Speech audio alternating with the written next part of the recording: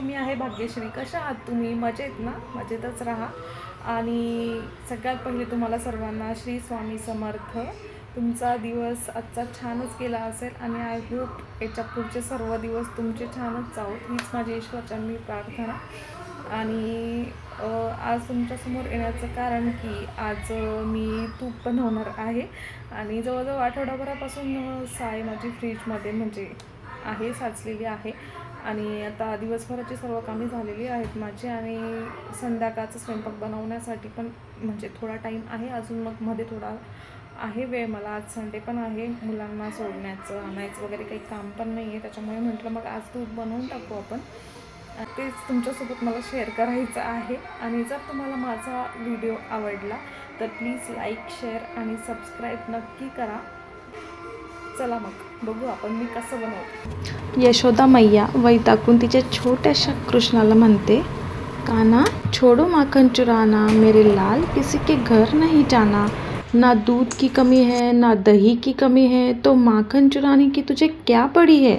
समझाया था फिर भी ना माना, मेरे लाल किसी के घर नहीं जाना. फ्रीजमधून साय काढल्यानंतर ती आठवडाभर आपण ठेवतो म्हणून ती खूप कडक झालेली असते. त्याला काढल्यानंतर त्याला पहिले असं फोडून घ्या आणि मग त्याच्यात पाणी टाकून मग त्याला ब्लेंडरने फिरवायचं. त्याला पहिले थोडं फिरवून घ्यायचं, मग त्याच्यामध्ये हळूहळू आपण त्याच्यामध्ये पाणी ॲड करायचं. मग हळूहळू हे असं टेक्स्चर तयार होतं त्याचं. आणि लोणी बनवताना ना नेहमी कुठलाही सीझन असू द्या थंडच पाणी घ्यायचं, त्याच्याने जास्त जीवावर नाही येत, आपल्या पटकन लोण्याचा गोळा तयार होतो. हे तुम्ही बघू शकता. आता हळूहळू लोण्याचं टेक्स्चर यायला तयार झालेलं आहे. ही माझं आठवडाभराचीच साय असल्यामुळे मी त्याच्यामध्ये काहीच टाकलेलं नाही आहे. तुम्ही बघू शकता बाहेर पावसामुळे किती छान हिरवळ झालेली आहे. आता हे लोणी माझं घुसळून एकदम छान रेडी झालेलं आहे. आता मी त्याचा गोळा बाइंड करण्यासाठी घेते. आणि तुम्ही याच्यामध्ये अर्ध्या लिंबाची फोडही टाकू शकता जेव्हा आपण त्याला कढईमध्ये ठेवतो तेव्हा. त्याच्याने जर तुपाचा स्मेल येत असेल कोणाच्या तर मग तो स्मेल नाही येत त्याच्याने. आता हे घुसळून हे लोणी पूर्णपणे तयार झालेलं आहे. आता ह्या लोण्याचा गोळा साईडला करून जे पाणी उरेल म्हणजे दूध असतं ते एक प्रकारचं, तर त्या दुधामध्ये मी थोडंसं दही टाकून त्याला रात्रभर ठेवेल आणि मी ते माझ्या प्लांट्समध्ये टाकेल. याच्याने प्लांट्स खूप टवटवीत होतात, खूप छान होतात. लोण्याचा गोळा तयार झाल्यानंतर त्या गोळ्याला तुम्ही म्हणजे 2 किंवा 3 पाण्याने स्वच्छ धुवून घ्या. स्वच्छ धुतला ना तुम्ही त्याला व्यवस्थित तर बिलकुल त्याचा स्मेल येत नाही. तूप जवळजवळ म्हणजे 2-3 महिन्यापर्यंत चांगलं राहतं. इतके दिवस आपण ठेवत नाही, ते लगेच संपतं, थोडंसंच बनवतो म्हणून, पण तरीही ते खूप टिकतं. तर तुम्ही त्याला खूप स्वच्छ व्यवस्थित धुतलं तर. तुपाचं स्मेल येऊ नाही म्हणून आपण त्यात निंबूची फोड टाकू शकतो. आणि तूप रवाळ होण्यासाठी आपण त्यात थोडंसं किंचित मीठ टाकू शकतो. किंवा मग खाऊचं पानं असतं ना तेही आपण त्यात घालू शकतो. त्यानेही खूप छान तूप बनतं. मी बनवलं आहे तसं सिंपल पद्धतीनेही तुम्ही बनवू शकता. बघू शकता तुम्ही, जेवढी माझी साय होती तेवढाच लोण्याचा गोळा तयार झाला आहे. बिलकुल एक्स्ट्राची बेरी नाही आली आहे त्याला. खूप जास्त तूप तयार झालेलं आहे.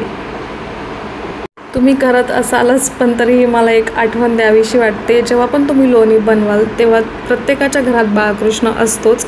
चमचाभर का होईना म्हणजे छोटासा एक नैवेद्य आधी बाळकृष्णाला दाखवायचा लोण्याचा आणि मग आपण ते लोणी तूप करण्यासाठी कढईमध्ये टाकायचं. अशा प्रकारे आपण साजूक तूप बनवतो. मी तुम्हाला माझा छोटासा इंट्रो देऊ इच्छिते. इथे मी आहे जळगाव जिल्ह्यातली आणि माझं सासर आहे चाळीसगाव तालुक्यातलं आणि माझं माहेर आहे भडगाव तालुक्यातलं आणि मी सध्या डोंबिवलीमध्ये राहते.